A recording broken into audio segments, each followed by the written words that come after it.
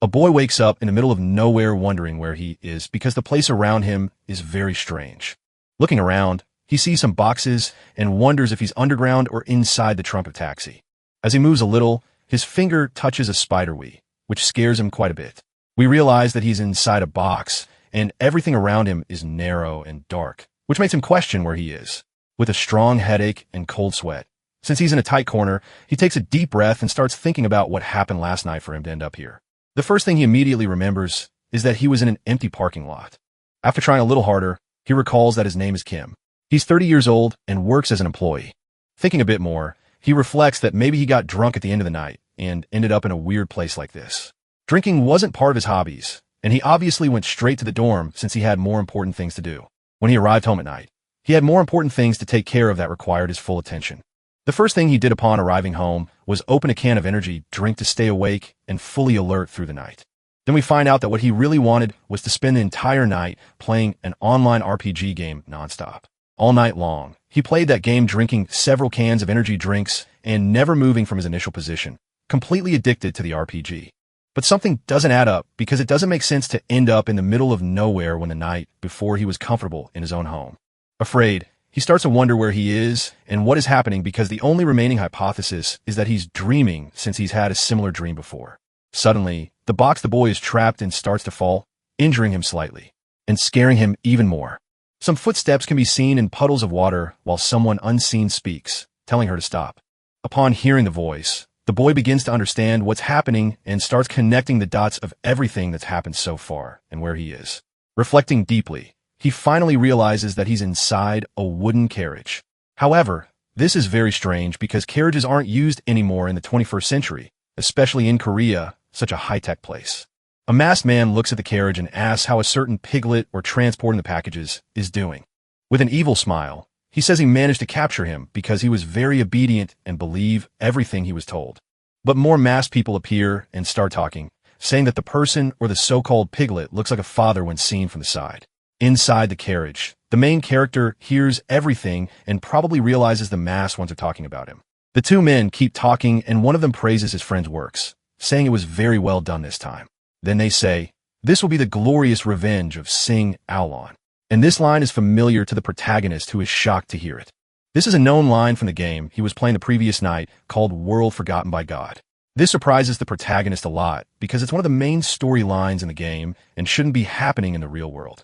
The main scenario being referenced is about the fall of the third prince, a very important event in the entire game. The boy begins to wonder if this is some kind of prank because it's exactly the same line of dialogue from the scene he was playing yesterday. In the forest, someone begins to approach with quick but silent footsteps. From inside the box, the protagonist hears everything, trying to understand what is going on. The person who appears is one of the masked individuals who captured the boy. After reaching the carriage, he opens the coffin where the main character was trapped, and we see his skin is that of a chubby boy. Upon being freed, the boy is stunned by what's happening because he's seeing a character from the game he played alive right in front of him. The skin being used is called Pig Prince, and he is also the third prince of the Magic Empire, one of the largest factions in existence. In the game, the pig had baby-like habits to the point of fainting. Because of his personality, the protagonist liked this character. But he was so lazy that his very existence brought problems.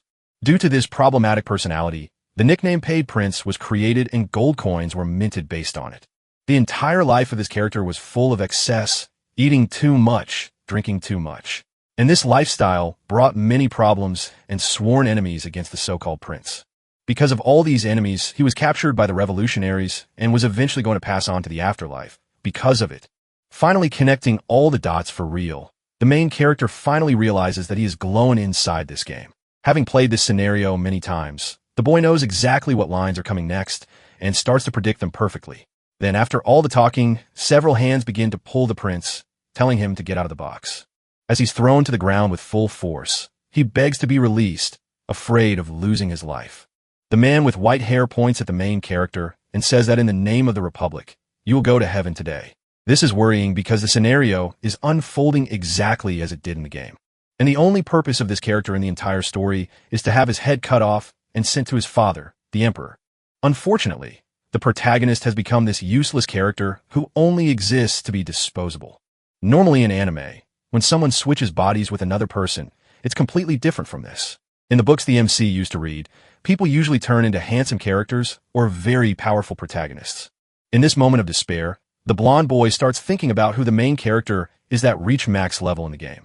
Most likely the character he's referring to now is the hooded one who seems to be the strongest of all present. This person appears very powerful and continues to act mysteriously, hiding his face the entire time. Seeing the man approach, the chubby boy becomes desperate as he currently has no power and doesn't know what to do. The old man approaches with a sword, eager to finally complete his mission and send a message to the emperor. With a sharp blade pointed at his face, the pig is asked what his last words are. With little time to think, the only thing he can do is scream not to do it and ask how this all happened. Because until yesterday, all he was just a secondary person in the world, someone who didn't matter to anyone. And now he's about to be defeated because he suddenly switched bodies with a character who only exists to drink. And something crosses the boy's mind that makes him shout something about a dog. Laughing hard, the masked man asks if the pig likes dogs, joking that those are great last words. Desperate, the boy screams once more to wait a minute, saying he wants to say something important. However, already very irritated with the time being wasted, the old man yells that there are no more seconds left for regret. There's nothing more to be done as the sword slices through the air quickly, heading straight for the boy, which is very sad because since his birth, he never had anything, always being someone secondary and disposable. He never had a mother or a father, growing up alone in the world in a lonely and sad way. Growing up in an orphanage, as soon as he became an adult, he was sent to work in a factory to produce as if he were a tool, being treated as nothing more than a worker collecting parts, someone who'd be easily replaced by another.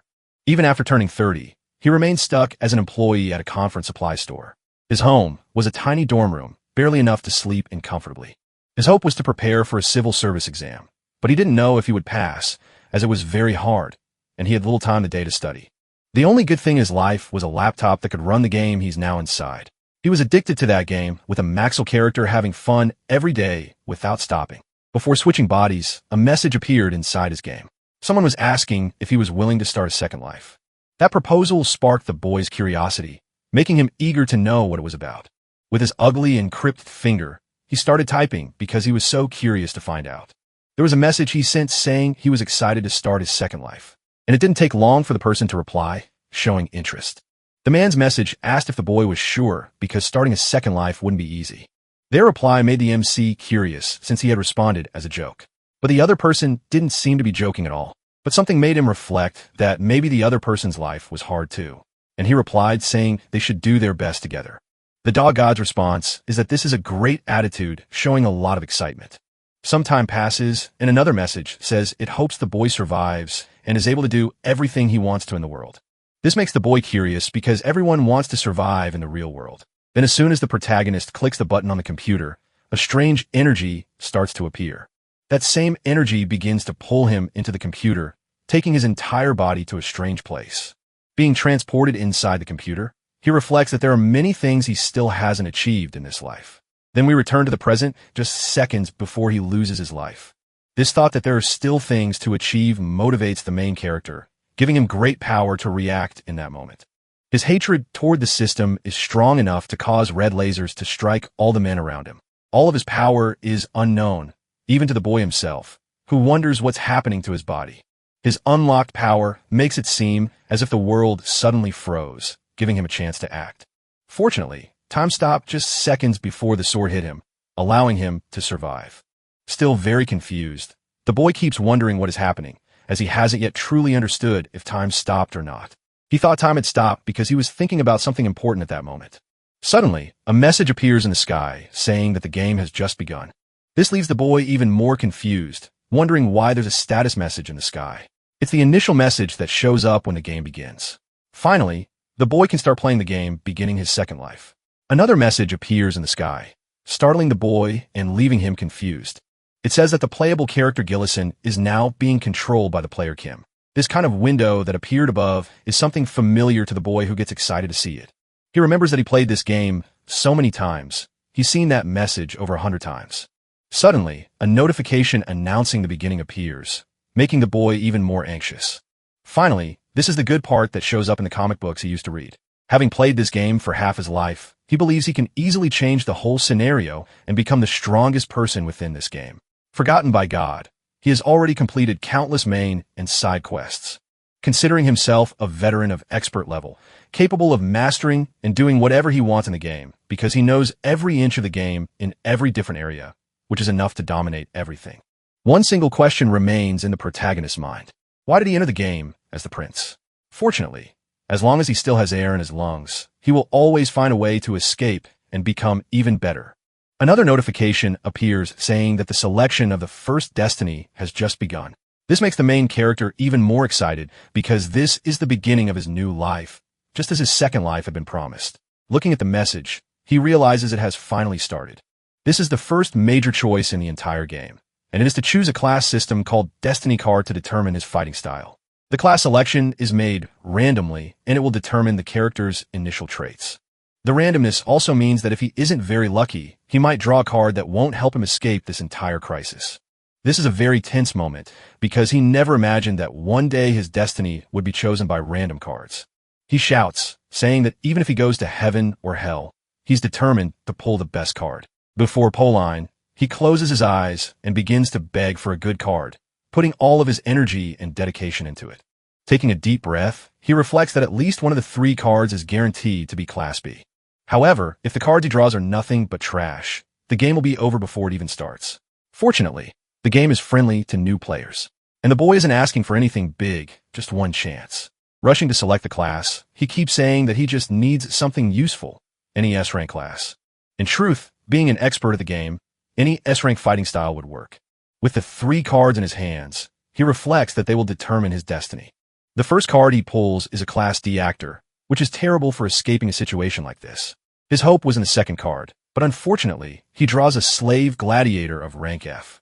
The cards he pulled are terrible and won't save him from this situation, which frustrates the boy a lot. Desperate, he looks at the cards and wonders where the beginner-friendly features went since the game is incredibly difficult from start. Fortunately, there's still one last card left, and this is his final hope. The boy's entire life depends on luck. As soon as he touches the card, a prismatic effect begins, impressing the boy and making him excited. Luckily, he got incredibly lucky, and the card he drew was an Arch of X rank. A colorful message appears saying that the Archmage has appeared in the Destiny cards. Seeing this card makes the boy extremely excited since now he can escape this situation, getting absurdly lucky to draw something good right at the start. The boy is very happy because he got a rare card, drawing the Archmage, one of the most powerful even at the end of the game. This kind of card only has a 0.01%, 1% chance of appearing, and the boy never expected to get something like that this time. With the cards in hand, he begins to reflect on what he's going to do from now on and what his plan will be to defeat his enemies. Time remains frozen due to his power, and the Pig Prince stays in the same position, about to be defeated. Still inside his mind, the main character thinks things are different because he's not being treated as a player, but as an NPC. Because even though he transmigrated into the chubby body, it's still the prince of a magical empire. And since he has magical blood running through his veins, maybe it influenced the Destiny card selection, but that's a good thing. And the boy is grateful for having such incredible luck. Looking at the card, he says without hesitation that he's going to use the class he unlocked. However, before selecting the class, he pauses, thinking about something that caught his attention. Looking at his character's body, he realizes that even with a good class, the assassin's sword could kill him at any moment. Tied up with ropes, he has less than a second to react and save his own life. The problem with choosing the Archmage class is that it requires using magic. And first he has to gather all the men around him. Gathering magic in a moment this tense will be a very difficult, almost impossible task. And right after gathering the magic, he'll have to cast a long spell. And thinking through all this, he realizes it'll take too long and he won't be able to dodge the sword strike. Unfortunately, if he chooses this class, his fate will be sealed and not in a good way. Sadly, the boy realizes that he can't pick the best card he has and must decide which of the 2 worst ones to use. He must quickly come up with a smart way to escape this whole crisis. Unfortunately, his only chance to survive is to throw away the Archmage card, wasting his potential. Worried about his life, the boy starts to tense up, wondering why this card had to show up at a time like this.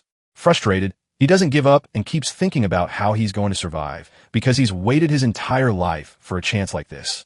On the verge of tears, he reflects that this game is driving him insane, and the only possibility now is to choose one of the newbie cards.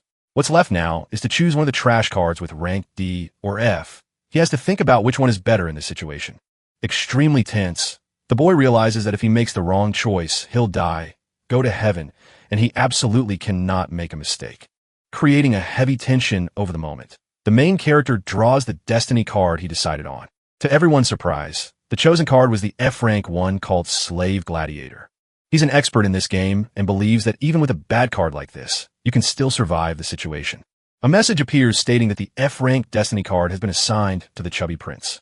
Unfortunately, once a card is chosen, the other two vanish, and even though he held an amazing card in his hands, it's lost in the process. The Archmage card with unimaginable power begins to dissolve slowly in a very sad way. With a very sad expression, the protagonist tells himself that he will find that Archmage card again in the future. Feeling very down after losing the best card he had ever gotten, a message appears in the sky. Then it's announced that in 5 seconds the game will resume, and there will be no more pauses. As the countdown ticks, determined, the boy decides that he will face it calmly and escape the situation. In the final seconds, before returning to the game, he asks himself why he ended up possessing the body of the pig prince. And even if he's not the main character, he's determined to take advantage of whatever he can to survive and do his best in this second chance at life. Even if the boy is a side character, he'll do the best he can with the playable character he received. He keeps thinking that in the original story, his character's head was cut off. But this time, it will be a different version with the MC controlling everything because the two are different people and the boy is sure he'll give it his all. The problem is that he spent the last few seconds reflecting and forgot to figure out how to use his abilities. In a very tense moment with only 2 seconds left, he starts trying to figure out how to activate his skills to actually survive. Unfortunately, there's no more time to discover which buttons are the correct ones to press. Sweet and cold, the MC starts to realize he might not be able to survive this whole situation. The match begins, and the card has been selected. Time starts flowing again, and the entire story begins to unfold. Once again, the prince is now controlled by the player who from now on will make all his decisions. Fortunately, in the very last millisecond, he remembers the skill buttons and activates them, hopefully enough to save him from this whole situation. The putted man is shocked as his target survived the powerful sword strike, something that shouldn't have happened. Extremely surprised, the old man starts wondering what's happening with his blade. Fortunately, the activated skills from the slave class managed to create chains that held the sword at the last second, saving the heir to the throne. All the assassins are left speechless as the last thing they expected was for their target to survive. Desperate, the pig starts trying to free himself from the ropes binding him to escape the enemies. Becoming very impatient, the leader of the assassins asks his target how he could possibly be alive after nearly being struck by a sword. A message appears on the screen showing that another skill has been successfully activated, and maybe this one can free the chubby prince. Luckily, the slave gladiator had a single defensive ability that turned out to be useful in this situation. The ability description states that if the body is restrained, it's possible to avoid 1 enemy strike per day. In this case, being tied up with a sword near his head. The Archmage's skills wouldn't have been helpful at all. And even though it's terrible, the gladiator's abilities are far more useful to save someone in this situation than the mage's. Having survived the situation, the boy's body is still in a lot of pain, and he's in disbelief that he actually made it through. With a clear objective in mind, the assassins begin to advance, still wanting to take down the heir. Unfortunately, that ability can only be used once per day, which means the next strike will send the man's head flying. What remains for the MC is to pause and think because he knows everything about this game, even the darkest secrets, and can use that to his advantage. He even knows the name of the old man who was once a battle priest and believes in Aum, the god of vengeance. The rest of his followers are fanatics who also believe in that crazy god. Knowing all of this, the chubby prince comes up with a plan, thinking of using their fanaticism to his advantage. Then he shouts the name Bema Damar out loud and curses him in front of everyone. Upon hearing his name, the battle priest is stunned, wondering how the prince could know such information. Then following the plan, the protagonist keeps insulting them, leaving them speechless and sweating nervously. Using their fanaticism, he asks the men if they don't recognize their own master when he's using someone else's body. This leaves them shocked, wondering if the one in front of them is truly the god they follow. Standing up and continuing the act, the prince claims that he is in fact Aeolum. Walking among all the hooded figures, he says he is the master of everyone there, as they are his followers. As he continues speaking, he reflects on himself, pleased because he didn't know he could come up with such a clever plan. Excited, he ends by saying that the hooded ones must follow him and worship him wherever he goes. Being a great liar, he declares that he must be praised for he is the god of vengeance. From this moment on, the character will become the god of vengeance, the very god that these people worship in the game. And they cannot question this fact, being forced to believe that the man in front of them is Eom himself. Once again, he shouts, asking if his followers have the courage to point swords at the god they follow. This leaves them speechless because if the man really is who they believe, it would be a grave mistake. The three henchmen begin looking at each other, unsure of what to do next, as they might be facing either salvation or doom. However, it doesn't take an expert to notice the lie, and this is clear from the expressions on the assassins' faces. They don't believe him. Noticing this begins to panic the boy, who immediately starts sweating cold, realizing he must quickly come up with a way to save himself. Mockingly, the old man doesn't believe that a god would descend into such a weak and ridiculous body. His last hope is to keep lying. So, the chubby prince keeps threatening his followers, saying it's impossible to know what form he'll take when he comes to Earth. He continues to threaten the men in increasingly graphic and violent ways, trying to prove that he really is the god of vengeance. Saying all these things makes him seem like a madman, and that's not his true nature, but he has to do it to survive. And it doesn't matter if the boy is putting on an over-the-top performance inside the game. This god is supposed to be that kind of person. According to the original lore, there are 12 gods in this world, each with different forms. And it's said that all 12 behave like bullies who love interfering in the mortal world in all kinds of ways, which is funny because the name of the game is World Forgotten by God. And apparently there are 12 gods who rule everything. However, the boy doesn't have time to explain why that is because his head might be cut off in a few minutes. Continuing the performance, he says they should be grateful because he descended into the mortal world just to see them. And if it were any other god, that would have been a problem. Among all the gods, Aelum is the one who interferes the most in the world because he loves vengeance and watches every kind of war. And one of his favorite ways to intervene is through personal conflict or national warfare. Fortunately, the developer helped the MC in this case by placing him in a good scenario to act in.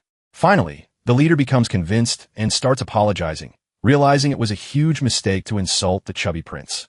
Seeing this scene makes the prince happy as he's successfully convincing everyone he's someone he's not, and this will secure his survival. Then, still not 100% convinced, the assassin asks that if the man really is their god, he should bless his followers. Basically, what they're asking for is proof that he is truly who he claims to be. So, the boy needs to figure out a way out of this tense situation. He reflects on how the original god would react to such a request and realizes that God would never do something like give blessings. Following a plan, he begins saying that he'll bless them from the bottom of his merciful heart. Finally, he starts acting as he should, addressing the assassin leader directly. He calls attention to the golden statue that was dedicated to him last week, complaining in a very rude way that the object was only made of gold and could have had much more. This leaves the old man speechless, embarrassed because his offering is being criticized. Getting deeper into character, he yells once again at his followers, asking if they think they can deceive him with such pitiful gifts. From a player's point of view, the NPCs must really believe that their god has descended to Earth and is speaking live. He adds that if even his priest is like this, he wonders what the rest of his followers must be like, probably gullible enough to follow another god. The man becomes more and more embarrassed and starts sweating nervously, feeling punished and saying he was just trying to do his best. But the argument given is that true faith is shown through actions, not words. And in truth, what the hare is really saying is that the offerings he expects from now on should be pure money. He claims that lots of money is the greatest proof that they truly believe in this faith. The assassins feel ashamed because their master is being scolded, thinking it's ridiculous to have given only a simple statue. Once again, the blonde boy threatens his follower, asking if he wants him to spill all the secrets he knows. The boy knows every detail, having completed every quest in the game, and is hopeful he'll manage to escape. Finally, after a long conversation, the old man is convinced and orders his followers to release the chubby prince. A message appears showing that the boy has completed his first quest, making him happy because he has finally escaped the crisis. Approaching, the old man says he's truly ashamed for not recognizing his god right away.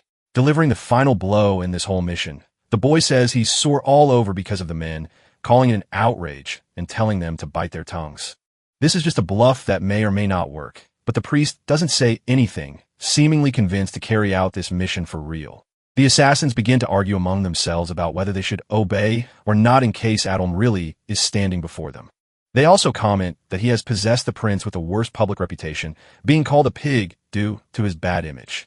But after a few seconds, they start to reflect that maybe it's in the pig's nature to act this way. This makes the blonde boy nervous, possibly because they're slowly uncovering his plan, or maybe just making him sweat out of fear.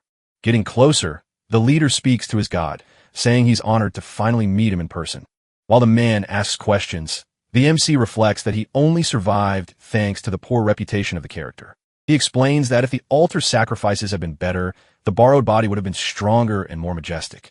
And all of that is the followers' fault, saying that if they had given better gifts, things would have been different. A very important question is asked in the circle. What made the god descend to Earth? Because he hasn't revealed himself much lately, and that question hits the boy like a dagger to the chest.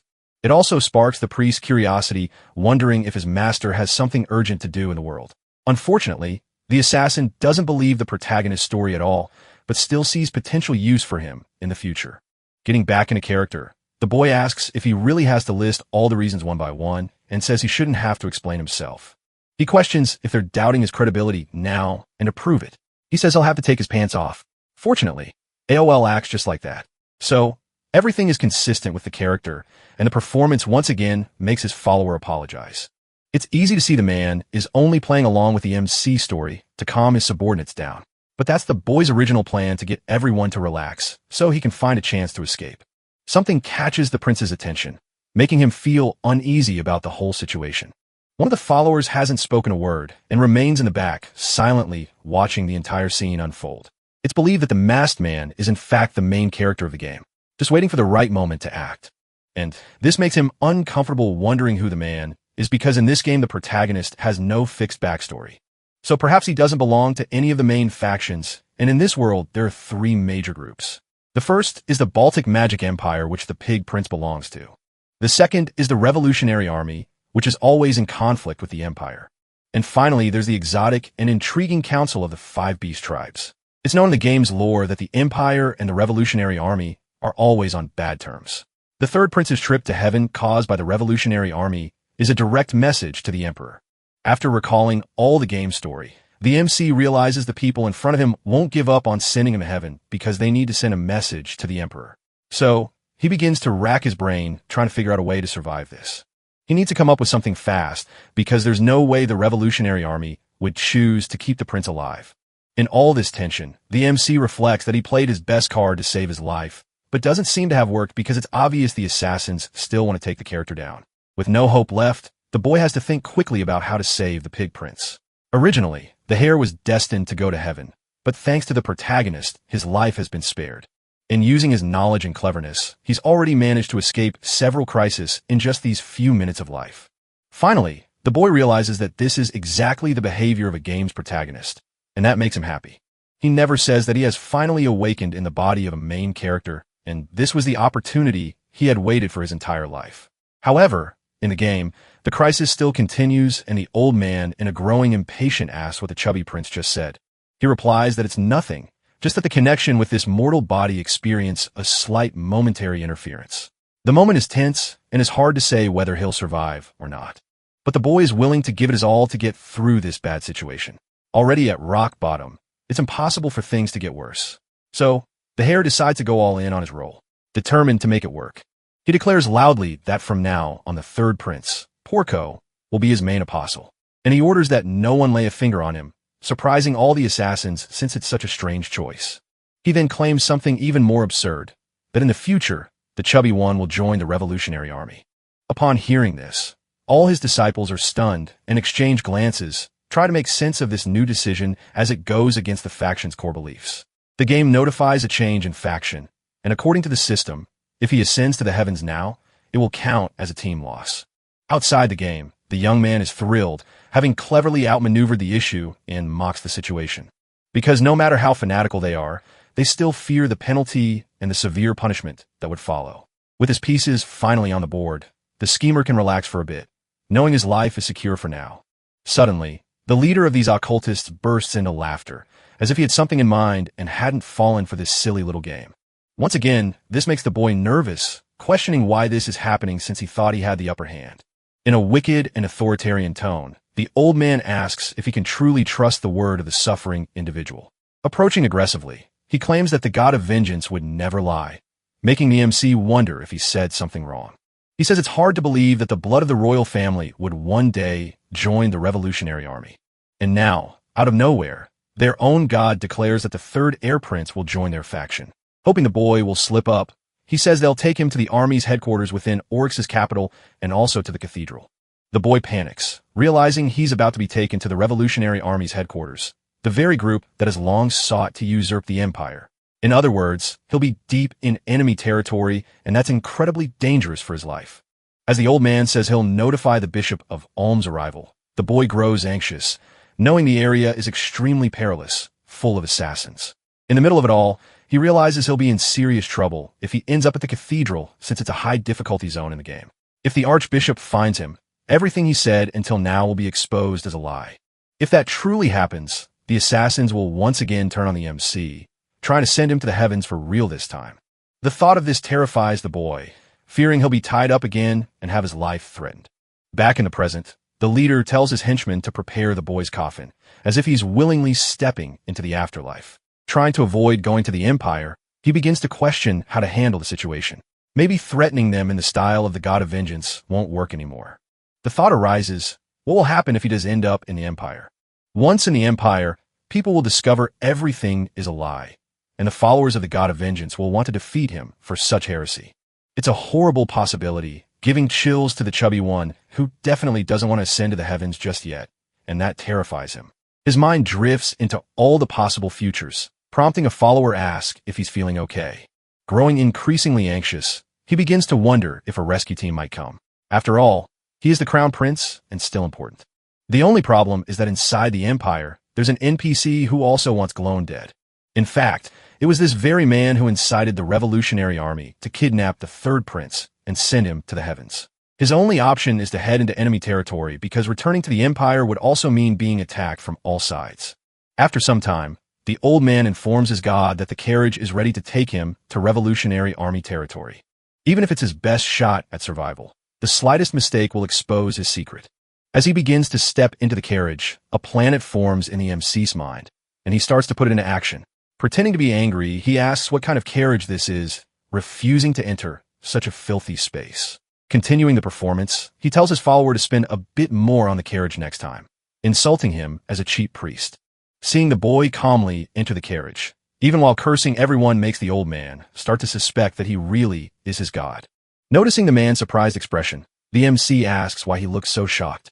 Then he shouts for all to hear that the third prince will abandon the Empire and head to the Revolutionary Army's headquarters. This surprises everyone because if the boy weren't the God of Vengeance, he would be terrified of going to the headquarters. He repeats once more cheerfully that they are to take the prince to the capital.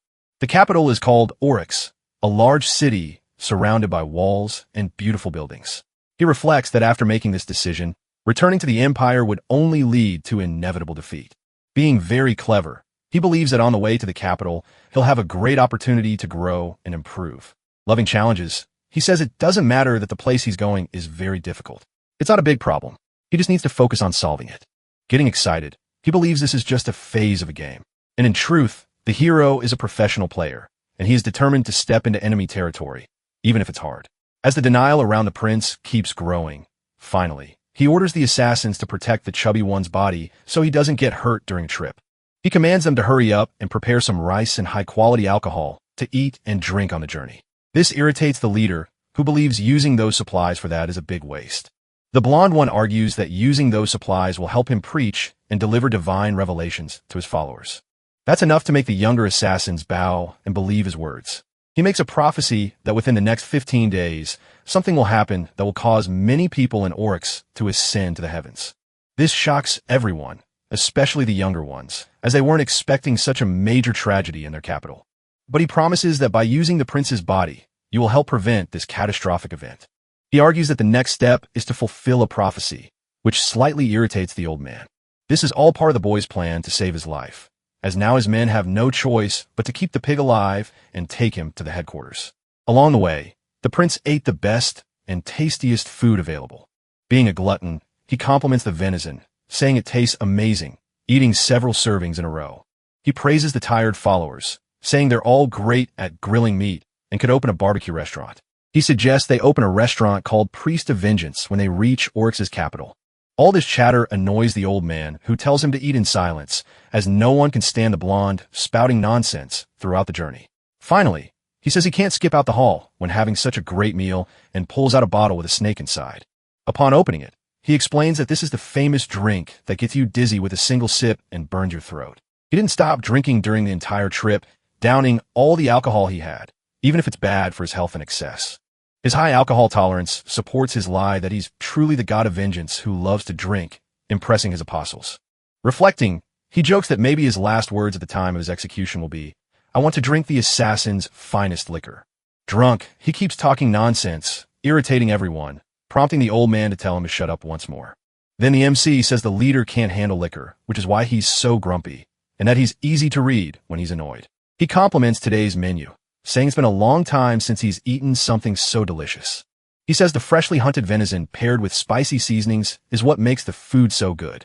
He says it's been ages since he's eaten such fresh lamb, and he's tired of looking at bits of dry food. The journey lasted 3 days and 3 nights, a very exhausting trip until they reached the capital. During the journey, the boy thought he was going to die as the old man was on his tail the whole time, acting suspiciously. It's known that in the game, Jillison only has scenes where he eats and nothing else. All his days were filled with parties, drinks, and extravagance. Additionally, there's an even worse issue on the character sheet that the hero is checking right now. The character stats aren't that great. One thing that stands out is his endurance, which is at -9. It's truly impressive that this guy has survived until now with such low endurance. In the game, even a newborn has higher endurance than the prince, usually starting with a stat of 12. The prince's health is dropping, and he might pass on before reaching his destination. However, the leader of the assassins says he can't give the boy a healing potion since they're in the middle of a chase, and it could be an important item later. So, all the boy can do is rely on the skill of his protectors and hope his health doesn't drop too quickly. But the man sets a condition. He'll hand over the potion if the boy proves useful in the fight against their pursuers. Opening the menu interface, he speaks with Barmilo and says he has a favor to ask. Upon hearing this, Barmilo widens his eyes since having a favor owed by God is something very valuable to cash in later. The favor is bizarre. He asks the man to hit his backside for some reason no one understands. Hearing this leaves the man speechless, and he accidentally drops the potion, so shocked that he loses touch with reality. Snapping back a moment later, he asks what his master just said again, not believing his ears. However, the boy stands by his request and repeats it once again, asking the man to hit his backside, even presenting it in full view for everyone. The old man, stunned, asks what the prince is trying to do, wondering if he's gone mad from the exhaustion of the journey. Watching all of this leaves all the followers stunned, as none of them ever imagined seeing the heir to the throne's private parts in this way. Irritated that they're not following his request, he shouts and asks if they're really going to disobey the order of a god. After activating the God of Vengeance mode, he manages to convince the man to carry out the request, which unfolds in the ridiculous scene that follows. Upon receiving the slaps, a skill activates, and his stamina starts to be restored. After being slapped on the backside, the boy feels rejuvenated and tells everyone that he's feeling much better now. This happens because the slave's ability grants a boost for masochistic affinity. When taking non-fatal damage, the body's resilience increases. After making the request, the priest reflects that he always knew Aelin was crazy, but didn't know he had such odd tastes. When he says it doesn't matter what preferences the god has, the boy replies that there's a misunderstanding in this situation. The gladiator's fate card is quite strange, having affinity with things that involve bodily pain.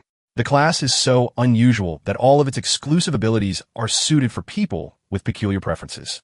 After some time, the cooldown ends and the ability can be used again to restore the MC's resilience. Then, following his master's orders, the man hits him again, this time catching him by surprise. The boy gets annoyed, saying he needed more time at brace for the incoming damage, and asks why a priest is hitting him harder than before.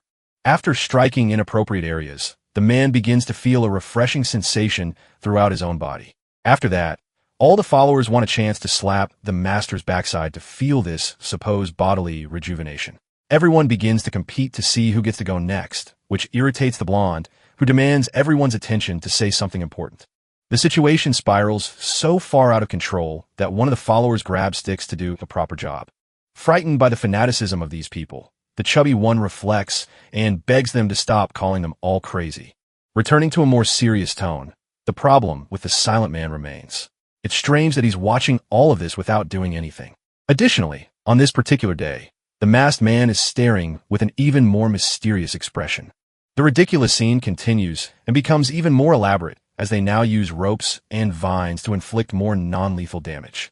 As he takes the hits, the ability activates again, restoring his stamina and increasing his resilience. And once again, the masked man stays silent, observing everything with a quiet but menacing aura around him. After suffering many blows, which turn into a form of harsh training, the character's endurance increases to 37. Time passes and the boy can no longer feel his backside, but his companions refuse to stop hitting him. Then around a campfire, the leader turns to his master and jokes that his body still looks like that of a baby pig. The boy jokes back and reflects that it's actually fun to be around the fire with companions talking and eating all night long. Even though these men originally came to defeat him, and are not exactly on the same side, it's still kind of enjoyable. Some time passes, and the priest calls the third prince's attention as he has something on his mind he wants to say. Suddenly, with a very worried expression, he says there's a big problem unfolding. The plan has fallen apart because he hadn't expected to keep the boy alive or for the heir to become an apostolelum. He adds that the original idea was to leave the blonde's body somewhere after sending him to the heavens in a very disgusting way. But now, no matter how hard the Empire searches, they won't find any body in the forests. And that's concerning because the client who ordered the prince to be captured and defeated must be furious. It's clear that the noble from the Empire who gave the mission is extremely angry as he apparently feels betrayed. Being clever, the boy asks if that means a search party must be getting close. 2 excellent warriors from a kingdom are on the prince's trail, skilled and very powerful. They're probably hunting for the blonde, and maybe the escape route has already been blocked by now. Worried, the MC asks if they think these warriors will leave them alone since their final destination is the teleportation gate to Oryx. Tomorrow, they're expected to reach the gate, which leaves the followers concerned as they don't know if they'll be able to handle the warriors. A battle will be inevitable if the search party arrives faster than the army. Thinking ahead, he asks the old man who exactly planned to take down the crown prince because he doesn't believe it was the king. This question catches the man off guard, leaving him speechless since he doesn't want to reveal a client. It goes against mercenary ethics. Seeing the priest's hesitation, the boy asks him to speak as he'll find out one way or another eventually. It is then revealed that the one who ordered the whole mission is the minister of the imperial palace, a man deeply focused on his goals. Upon hearing this, the pig remarks that if it really is the minister and this man controls all the events inside the imperial palace. At that very moment, the minister is fuming at the mercenaries he hired, shocked that they failed to complete the mission. His name is Viscount Zerk Morse, an important member of the royal family. The Viscount is aligning with the Revolutionary Army to pursue his goals and perhaps expand his influence. The teleportation portal to the capital is located far away, deep in the forest, and is hard to reach for anyone unfamiliar with the terrain. The blonde spends a few seconds thinking after hearing and confirming that the client was indeed who he suspected. It's clear that he's not surprised to learn it really was a minister. He had already considered that possibility. He explains that he knows a thing or two about palace politics, and it would make the most sense if it really was Morse. There was a time when the Empire fought a war to control the northeastern region, a very brutal battle. In that conflict, the minister's ancestors came from the Khan tribe in the northeast. And since ancient times, this tribe had a very close relationship with the Revolutionary Army. The man's likely plan is to ally with the army to regain control of the territory lost during the war with the Empire. The leader is impressed upon hearing his master's theory, as it perfectly matches the scenario. The minister may be trying to avenge his ancestors. So, the MC jokes that he'll get embarrassed if they praise him too much since he could tell from the guy's face that he was amazed. However, the tribe is no longer interested in the region they lost, which could mean that Viscount is a double agent. But the boy isn't sure and can't confirm that. Though the player behind it knows all the scenarios, and within the game story after Porco's defeat, the minister gained great power and influence. He managed to accomplish all of his goals over time after completing the contract. The apostle is very impressed by everything the boy just said, as he didn't think the prince paid such close attention to the world. He remarks that most rumors about him were usually nonsense or exaggerated stories. From now on, with his influence, things will slowly start to stray from the original story, and many new scenarios will emerge that weren't part of the game's original lore. Soon events that were never meant to happen will be waiting to unfold. After the whole conversation, the paper reflects that the Viscount probably has almost everything ready for his plan to succeed. And in the game, he was the kind of person who always used his brain instead of brute force. Most likely being so clever, he already knows the escape route the Revolutionary Army men are taking. In fact, in the original story, the third prince was captured in the Imperial hunting grounds. And after that, the group kept moving until they reached the eastern region. And if that's really the case, the army closest to blocking their path consists of strong individuals. Realizing this, the boy becomes very worried, thinking this is the end since he doesn't believe they could defeat the incoming squad. Then he screams in fear, realizing he's about to encounter one of the strongest NPCs in the game. The NPC is one of the 3 magical swords of the Empire, the night market Alone Lloyd. Concerned, they decide to increase their travel speed to reach the gate as soon as possible and try to outrun the search party. Unfortunately, but Merlot doesn't know yet, but if they go straight to the gate, they'll all be easily defeated. Trying to save everyone, he says they can't do that, and it would be terrible if there were a security team guarding the gate. The protagonist's situation is troubling with a fierce search party behind him and one of the kingdom's most powerful individuals ahead. But as a specialist in this game, he has to find a way to survive this crisis. So, he tells everyone to wait one more day. This surprises the old man, as he wasn't expecting to stay another day in this place. And finally, the masked man speaks, saying the boy's plan is to wait for the bear in the night and go. This surprises the chubby one, who can't believe a mysterious man finally spoke. After all, he hadn't said a single word in the last 3 days, making him a strong candidate for being the protagonist of the game. The masked man finally says his first words since the beginning of the journey, which greatly surprises everyone. Aware of the situation, he asks the prince if the intention is to wait for the rescue team to arrive and take him away. Approaching in an intimidating manner, he demands an answer, asking if his theory is wrong. This whole situation makes the MC tense, wondering what's wrong with this guy. The simple fact that the boy remained silent made the mysterious man believe he got it right. He finally reveals his true colors and says that if the boy doesn't speak, he'll use his sword to force an answer out of him. Trying to save himself, the blonde says he doesn't talk to strangers, and that's why he didn't respond, and there's no need to resort to violence for that. This irritates the man, who almost starts a fight in the heat of the moment, nearly doing something reckless. Continuing his argument, the pig asks why he should talk to someone who won't even show his face. Before the fight escalates, the leader steps in and tells them to stop before things spiral out of control and one of them gets seriously hurt. Having a naturally accommodative personality, the prince says they were just getting to the interesting part of the whole mess. Trying to calm things down, the priest apologizes for everything and finally introduces the masked man. His name is Herbal. However, this name surprises the boy because he's never seen this man before, which is strange given his deep knowledge of the game. And no matter how insignificant, he knows the name of every faction in this game because he was obsessed with it. Trying to satisfy his curiosity, he asks what the relationship is with the Church of Vengeance and whether he might be a priest. In truth, Urgel isn't a priest, but a companion of the group, which makes the protagonist ask if the man is a mercenary. Approaching once again in an intimidating way, he asks what would happen if he were a mercenary. In the original game, a player can choose a faction, and it's also possible to betray that choice and join other factions. In other words, people have the privilege of traveling the world while switching allegiances just like a mercenary. And that's exactly what this man is doing now, going from one place to another. Thinking about this makes the boy even more anxious, since this mysterious character seems to have player-like privileges and is definitely not just a regular NPC. So, he argues that now they know his name and asks the pig to finally answer his questions so they can understand the entire situation. However, the boy is trapped in his thoughts, reflecting that maybe the mysterious one is another player who is also transmigrated into this server. Bluntly, he asks once again whether the king's guards are currently searching for the prince at this very moment. If the man isn't just a mere NPC, things will get more complicated because originally, the blonde was supposed to collect all the items a player could acquire. Growing impatient and increasingly irritated, he pressures the MC to give him answers since he's getting worried about the approach of a rival team. Being very familiar with the game, he says that the bear is known by another name within the kingdom's territory. His name is Carl Silem, and he's a 6-star warrior who follows others like a hidden shadow. People say it's like he's a string of pearls around a pig's neck. Finally finishing the explanation, the masked one says he has a lot of respect for that warrior. He ignorantly asks why someone like that would be trapped in the role of a prince, calling it a huge waste of talent. When the MC starts complaining about the criticism, a blade is pointed at his face as a threat for those odd reactions.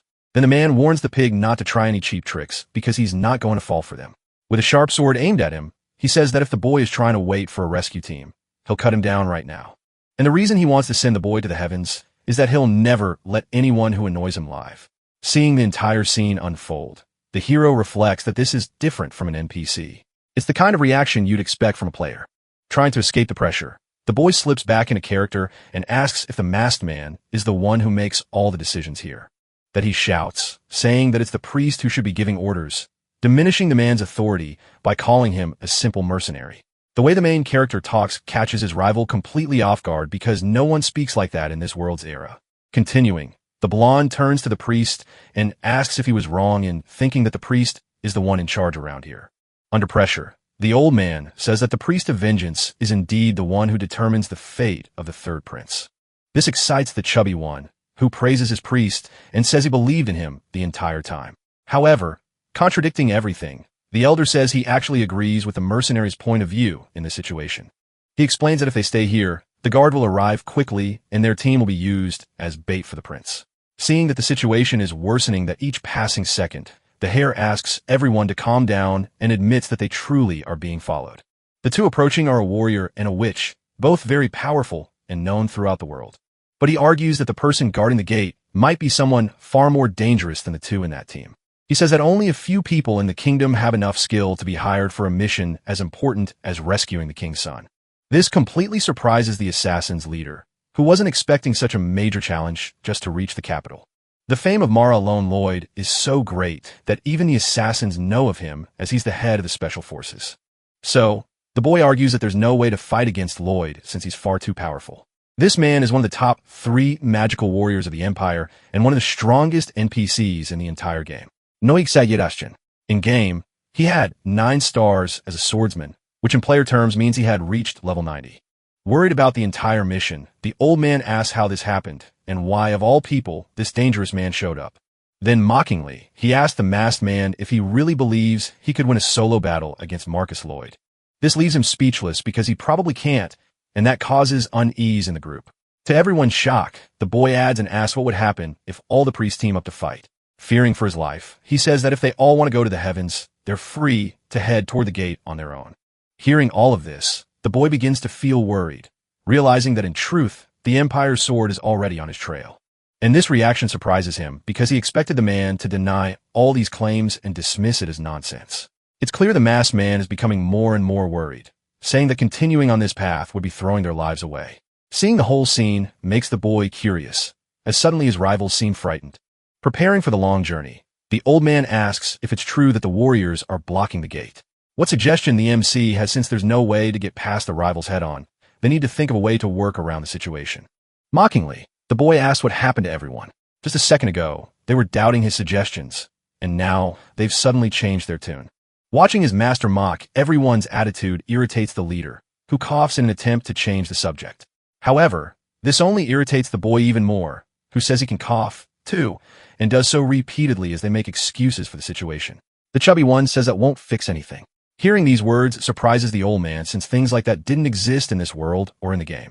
But finally, the blonde begins to show his claws, saying that if they really feel bad about the situation, they need to show true sincerity. That sincerity will be shown through a promise involving collecting an item for the protagonist. However, the boy says that before he reveals what item he needs, the man must promise first. Additionally, he wants to be protected at any cost and asks them to square it in the name of the god of vengeance. His argument is that if they can't trust the third prince, then they might as well all go to a better place, and they will go to a better place, especially his followers, who will end up fighting the Empire's sword. From now on, he asks that everyone follow what he says, and they'll gain a safe passage straight to Oryx. To make everyone follow his word, he starts the oath circle, speaking first out loud. The masked man watches all of this with a look of contempt, clearly not buying into the protagonist's speech. The followers also wear strange expressions as the entire scene is confusing and they're unsure what to do next. Returning to the main topic, the old man says things are going in the wrong direction, but he'll follow whatever the prince says. Though if things go south, he expects the god himself to handle it. After that, the blonde gets excited about convincing the leader and says there's nothing more to be discussed. Wasting no time, he begins moving in the direction he wants, asking everyone to follow him. Suddenly stopping, he shouts out loud, asking if Carl's is here. Everyone freezes, listening to the MC shouting to draw the warrior's attention. Then they finally understand and grow alarmed, wondering if she's really around and afraid of being sent to a better place. Shouting again, and he urges them to hurry up and come out of the shadows. Finally, after some yelling, the two appear and her names are Nightingale and the bear. Unfortunately, it was the wrong moment and the girl wonders why this happened. She had been hiding, waiting for the perfect opportunity to act. Apparently, they had been tracking the group for 3 days. That's how the chubby one knew they'd be here. The warrior asks why His Highness did this. If he had held out a bit longer, they would have successfully ambushed the kidnappers. However, the boy doesn't want to return to the Empire in Moxard, telling Lloyd not to say cruel things because she's scaring everyone. In truth, at this moment in the game story, the girl's name is Silent, not Lloyd, and the MC made a mistake in forgetting that. Cheerfully, the blonde explains that Marcus Lloyd is a close friend of her father. He's also known as the Midnight Warrior. Dramatically, Silence says that even though everything is going wrong, she's happy the prince is safe. Currently, the girl serves as the Hare's escort guard, but soon, she'll leave the Empire and become commander of the Heavy Warriors. And with that, she'll receive the important title of Midnight Knight. The MC remembers this nightmare mission, which only happens in the original story after he ascends to the heavens. After discovering the secret of her birth, Salem returns to see Marcus and try to get answers. And that's why she eventually changes her surname to Lloyd instead of keeping the one she was born with. She adopts the name of the same Marcus, who with a cold expression is currently guarding the main gate.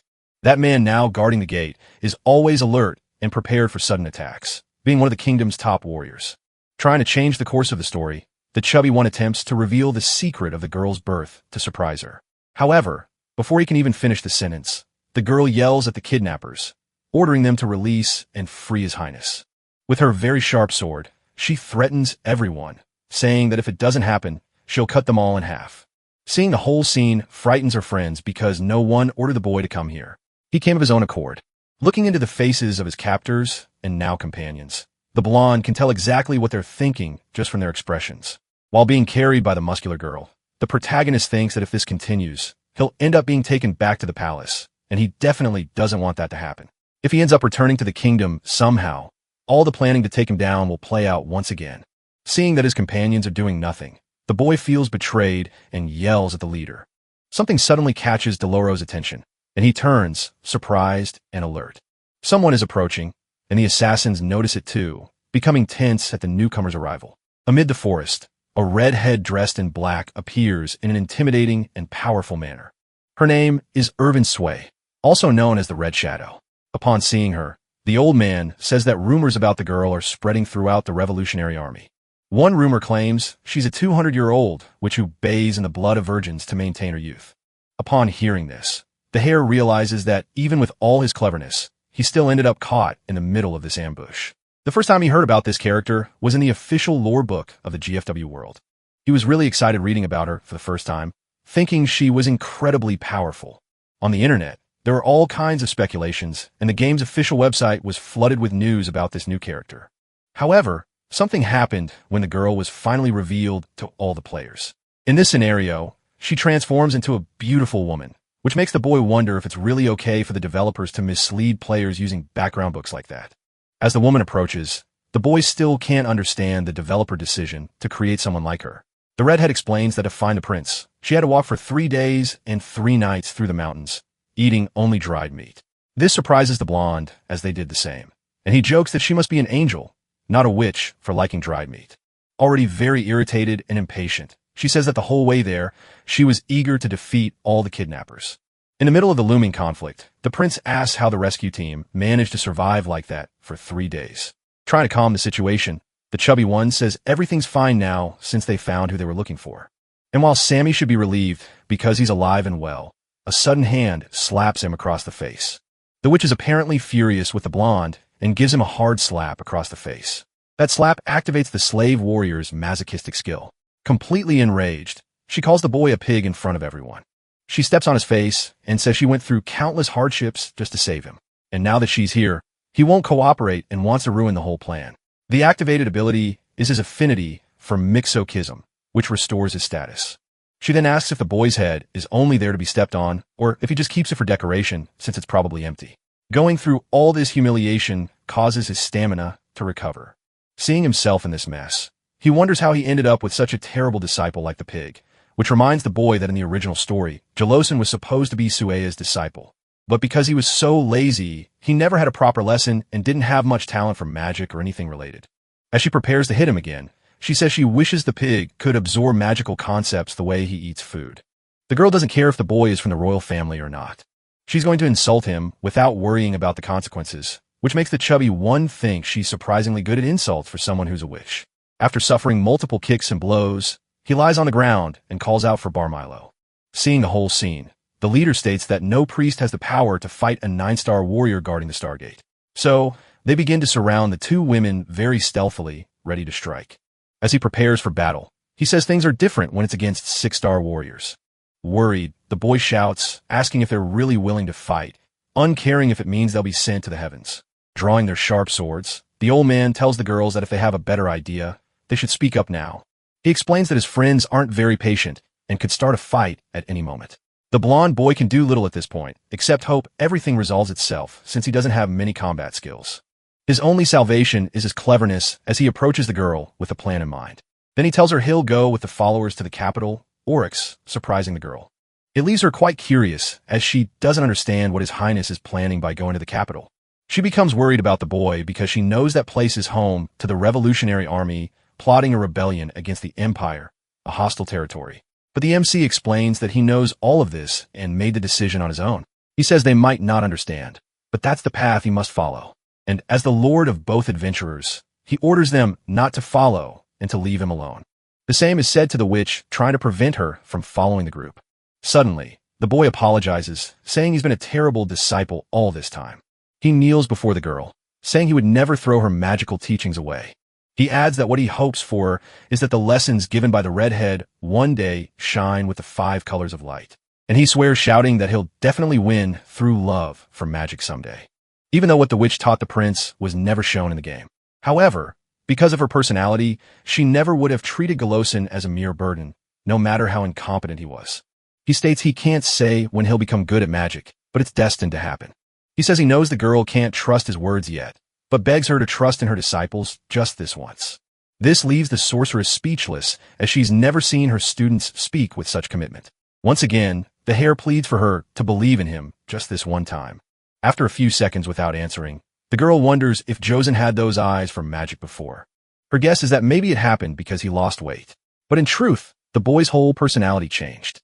Besides all that, he suddenly started calling her master, something he didn't do before. Before being captured, he was a selfish person who only thought about eating and didn't care about studies. Because of his tremendous fear of the redhead's powers, he never referred to her properly. His lack of skill in magic is so well known that the entire country is aware, making him the butt of jokes, and being lazy didn't help since during study sessions, he would sleep, which led to his lack of learning in the field. In fact, even Fatty himself knows his magical ability is worse than anyone else's, which is strange because suddenly this lazy boy is calling the girl his master. So, the girl asks if her student truly wished for her teachings to reach the 5 colors of light. The full phrase is, "May the great magic reach the light of 5 colors and reflect back into your being." She argues that she thought he wasn't interested in magic, and now he knows the words of the blessing, considered the highest compliment in the Tower of Mages. She's completely shocked, asking if the boy had been pretending to be an idiot this whole time. Seeing a whole scene, the protagonist feels sad because it's not his real body that Turvin is looking at. In truth, it's the prince's. To be more precise, it's not Glossin that the girl is seeing, but something else. What she's likely looking for is the true spirit of Golosin, but no one knows where that is at this very moment. She comments that for the past 5 years, she's been in charge of teaching the boy. Unfortunately, the boy can't use magic properly, but maybe learning slowly will be enough. She encourages her student, saying that even if he has no talent, the things he can do are limitless. She lets the boy do as he wishes, arguing that that's all she has to say as a master. However, the warrior doesn't seem satisfied, approaching the conversation in a very angry way. Completely distraught, she says she can't believe His Highness is saying such things. She grabs the protagonist by the collar with all her strength, making him remember her presence. Suddenly, the blonde girl begins to cry, saying she believed that one day the hare would create a cause, which leaves the boy very confused as he wasn't expecting that reaction. In fact, he thought he was about to get hit. Emotional, she says she will follow the prince as a warrior wherever he goes. While crying, she says she will follow His Highness's path, wherever destiny may lead. She swears that if anyone gets in the way, they'll have to deal with Karl's sword. Finally, the boy realizes that both girls must have had high expectations for the third prince since both had very strong personalities, and they must have been worried, too, wanting to see their lord with a worthy appearance in a promising future. Unfortunately, Kim is just a player who inhabits this NPC's body and is not the real prince.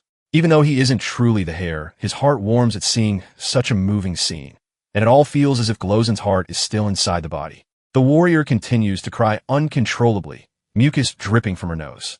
Seeing all of this, the protagonist starts teasing the girl, asking her to stop crying while laughing. He argues that the girl said she would follow his will, but now she's breaking her own promise by crying and not following the order. He keeps mocking the blonde without stopping, repeating the line she herself said just seconds before. Seeing the whole commotion, the witch also joins the MC's team of followers. A message appears showing that both of them have joined the team and are ready to follow orders. Stating that the leaders seem bothered, the hero asks if the two can officially join the group. Not having much choice since they were originally the prince's guardians, the old man has to accept it. With his team complete, the boy gets excited, but his friends don't seem to share the same enthusiasm. The blonde remains suspicious since only 3 days ago, His Highness had been captured by these very people. The followers of the God of Vengeance seem uncomfortable with the presence of the two girls. The full plan that these kidnappers had to capture the heir to the throne is explained. The plan involves smoke bombs and sleep-inducing substances in the horse's drinks. Trying to calm his friend, the MC says he understands her anger, but now everything is over, and in a way, it's a relief. He argues that even after all the events, no one ended up dead. And if that had happened, nothing would have played out as smoothly as it did over the past days. Reflecting on it, the fat boy realizes that if he weren't alive, he wouldn't have joined the revolutionary army, and the original plot would have remained unchanged. Changing the subject, the warrior praises the boy for having lost quite a bit of weight in such a short time. She asks if Harpreet's cheeks have gotten thinner in the last few days. In reality, his weight only dropped because he had to climb mountains nonstop with his teen. Jokingly, he says he didn't just lose weight, his soul went with all the suffering too. Suddenly, the boy asks what the girl will do if things get rough and hair starts growing where it shouldn't. He says the Empire was foolish to lose such a precious girl and makes some dirtier comments too. Having this kind of conversation is surreal for the MC since he always saw this character on his monitor. It feels like chatting with an old friend. That's because Carl's a raid leader in the game. In the original game, some NPCs can increase their affinity and become party comrades, and the blonde is a clear example of that. Having such a strong teammate like her made most battles much easier, as she always had a solid attack plan. With both girls in his party along with the assassins, most of the player's problems were solved and became more manageable. He remembers the time when he used her as a party member, commanding her in every tough battle until he got tired. Recalling the suffering he put the girl through while playing, he feels guilty. But the girl truly is a great warrior who lives up to her fame. However, in comparison, the blonde's red-haired friend is a harder puzzle to solve. She's quite difficult to use on the battlefield due to her more complex strategies. Something makes the boy freeze as he thinks it was good to have met the sorceress. To explain this, the girl notices the boy has frozen while looking at her and asks what's wrong with him. The blonde is experiencing a strange feeling. His chest hurts, which makes him wonder what's happening. The girl gets irritated when she realizes she's being stared at, but the MC notices that it feels as if his heart is somehow starting to develop feelings. Reflecting aloud, he wonders what's wrong with himself because there's no way he could have feelings for that child referring to the witch. And then he thinks that if she heard that, she would get irritated. But thankfully, the entire scene is only in his head. He reflects that being 19 years old is no longer considered a child for a little sorceress. The rumor is that she is over 200 years old and that all the witches share the same name, passing their memories from generation to generation, resulting in a tradition. Over all those years, it's noticeable that they all have the same appearance and name, inheriting the same fears and rumors surrounding their presence. Perhaps the reason for this is that this character isn't treated kindly in the original game. The warrior interrupts the MC's train of thought to give him a compliment, saying that he looks skinny and full of energy. She then says it feels like they're revisiting the past, surprising the team leader. She starts to explain that it feels like back when they were at the Juvenile Palace. That's the Children's Palace, a school where all elite aristocrats from the Empire sent their children. His charm and cleverness was so great that all the maids adored the young heir. The boy's fame was such that other aristocrats' children competed to meet the young lord. However, suddenly the player realizes that this story wasn't in the original game. It seems that the facts are changing. The armored girl complains that it's a shame the Empire worships magic beyond reason. And a person is only considered valuable if they have great ability in controlling magic, which wasn't the case for the young prince, who was terrible at the art of channeling mana through his body. This made her very sad as her friend had his fate sealed for not being a good mage. But he doesn't let that shake him and gives her a pat on the back to try to ease her sorrow. It's then revealed that this is Glozen's past, the most anticipated heir of the Emperor, that he had absolutely no talent for magic. And in this empire that only values those blessed with magic, lacking control over one's energy meant failure. Because of that, the young boy became increasingly twisted by nobility since they treated him with coldness and cruelty. And the story of his life is like the saying, the higher a bird flies, the more it suffers when it falls. At the moment, the boy's only goal is to reach the capital safely. So, he asks his friend not to waste time thinking about the past. He justifies his request by saying to focus on the present, since it doesn't matter what kind of child he was in the past. After all, no one in the kingdom remembers who the third prince was during school, except for his friend. Surprisingly, the boy thinks it's actually good news that people don't know him deeply. The current reputation of the hare is that of a deserter who only thinks about drinking, eating, and partying nonstop. He doesn't want to have that reputation forever and asks his friend to remember one thing, that he will return with the qualifications needed to survive. He decides that the past doesn't matter anymore and that he doesn't need any talent for magic. Even with a terrible destiny card, instead of becoming an archieage, he'll have a chance if he puts in the effort. Very excited, he says that from now on, things will be different. So he asks everyone to lift their chests and get motivated. Hearing this gives confidence, making the girl believe in and trust his highness. On the road to the capital, the only ones excited are the two blondes. While the rest of the group looks tired, the prince explains to his friend why they must stop in Oryx to understand his reasons and goals. He explains that there are traitors within the empire, and in fact, there are two people who might be involved. This surprises the warrior, as he never imagined there could be anyone else besides Viscount Morse. Morse is just the tip of the iceberg. As the more time passes, the more people betray the empire for their own interests. However, the boy says there's no need to worry since he knows all the names thanks to his experience in the game. He asks if she knows Mara Elon Lloyd, the one guarding the northeastern part of the capital. It's explained that he's a close friend of the warrior's father and one of the top 3 magistrates of the empire. Something clicks in the girl's mind, making her realize that maybe this warrior is one of the empire's traitors. Going a bit crazy with this information, she starts saying all kinds of things praising the Marquis, not believing that such an honorable man could have betrayed the empire. Fortunately, the knight jumped to conclusions, and Gillison never actually said the man was the traitor, only that he was told the Marquis is blocking passage to the capital. And the captain's orders are to try and capture the prince and bring him back to the palace. Exactly the same orders the blonde girl has. Worried, the boy asks what they're going to do now and whether they might consider cooperating with the warrior. Knowing the magistrate, it doesn't take long to realize that won't work. The other strategy is for the prince to rebel, but that would be a disaster as all the followers would be annihilated. That's not a strategy the priests are willing to follow since they fear for their lives and prefer to seek a safer route. Annoyed that the girl frightened his followers, the boy asks them to stop the conversation. Then a possible plan crosses his mind, and he asks his follower if she brought 2 swords for the mission. Even though he isn't the most agile of fighters, he reaches out with his clumsy hand to request his friend's sword. But for warriors, a sword is like a lover. It's hard to hand it over to someone else. However, it doesn't take long to convince the boy to give the sword to the prince, who clearly has something in mind once he holds it. The sword is fairly ordinary, given to members of the Order of Knights with no special effects beyond being well maintained. With a blade in hand, the boy gets excited to move on to the next phase of his plan and reach the capital. When his friend says the sword is good and will do, the boy is startled, thinking the intention is to defeat Marquis with that weapon. Then the blonde asks rhetorically whether warriors have methods taught by the order. Of course, warriors have methods, and the same goes for gamblers, who also have their own ways of overpowering an enemy. Everyone continues walking without pause or rest, while the protagonist reflects that his story is only just beginning. The gate to the capital is still heavily guarded by imperial warriors patiently awaiting their targets. Standing there is the great magistrate who continues to wait patiently for his objectives. He's a 9-star warrior and a master of swords and complains that it's frustrating how long it's taking. Impatient, he asks his soldier why it's taking so long. But the search effort has been thorough, and the team of assassins is skilled at causing confusion, which makes tracking them beyond imperial territory quite difficult. This irritates the knight even more as he can't stand waiting in this place with nothing to do. He loudly complains that the prince will only be satisfied if he causes trouble for the kingdom every single day.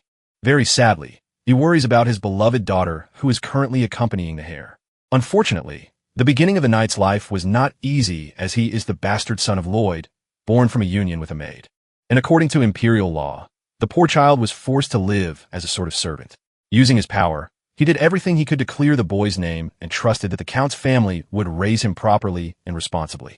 Frustrated, he grips his sword tightly, wondering why the prince treats her like a mere court warrior. And it would be great if that fat third prince acted like a human being instead of treating everyone like his servants. He used to accompany the prince in almost all of his activities, in one of them even serving him food while the prince gambled rivers of gold. He also witnessed countless times when the drunkard brought women to bed, only caring about parties and nothing more. Angry at all the things his son had to endure at the hare's hands, he thinks that rather than rescuing him, it would be better to just let him move on to the afterlife. But that would end up being even worse because his son would gain the reputation of failing to protect his own lord, destroying his career. As he reflects that this might be a better fate than rotting beside the swine, his warrior asks what he would do if the magistrate were taken hostage. Being highly skilled, he says he would defeat all his enemies before even being struck once. And the idea that his daughter would finally be free if the prince were defeated brings some relief to his mind, making him smile faintly. His soldiers signal that the targets are here, and he reflects that the emperor ordered them to be captured alive, but he has no intention of following those orders.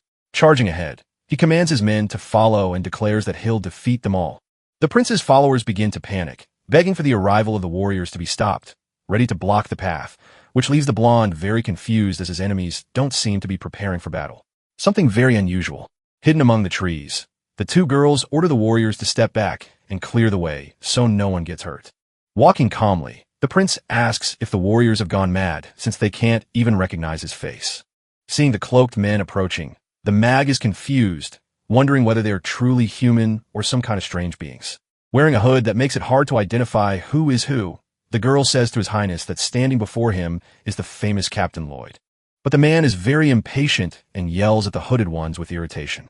As peace settles, the girl steps forward to speak with the knight, surprising him as he wasn't expecting her presence. She then introduces herself, saying she is the eldest daughter of Count Silent, which saddens the knight knowing isn't true. The redhead also introduces herself, saying she comes from the Research Institute and claims it's been a long time since she last saw Lloyd. But the warrior has a sharp memory and recognizes her as the magic teacher on the third prince. Finally, she refers to the prince as beggar number 3, just as he slowly and calmly removes his hood. Looking closely at his face, the knight notices that somehow the prince has acquired a cold and serene gaze. This leaves him very confused, wondering if the third hare ever had that kind of look or appearance before. With a smile on his face, Marcus introduces himself and says it's very good to see the third prince again. He also says he's relieved to see His Highness safe and sound, all thanks to the great Imperial Guardian Dragon. But in truth, in his mind, he's cursing the boy, thinking he didn't receive any help from the Imperial Guardian at all. The man also notices that the prince's voice is quite different, sounding as if it changed drastically in a short amount of time. And it seems like he's turned into someone else. He wonders if this could be due to some dangerous influence. When the blonde proposes that his knights escort the prince back to the Imperial Palace, the boy replies that he already has a goal in mind.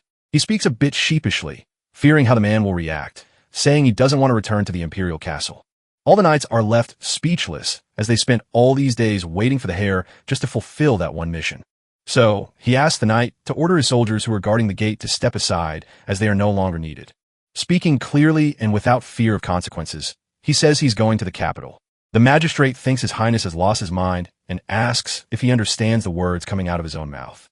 In his mind, he's furious, wondering why a prince of the empire would want to go to the enemy army's headquarters. Seeing the protagonist reach into his clothing, he wonders what he could possibly do that's so dangerous if he doesn't get out of the way. In truth, the boy's plan is now in motion, and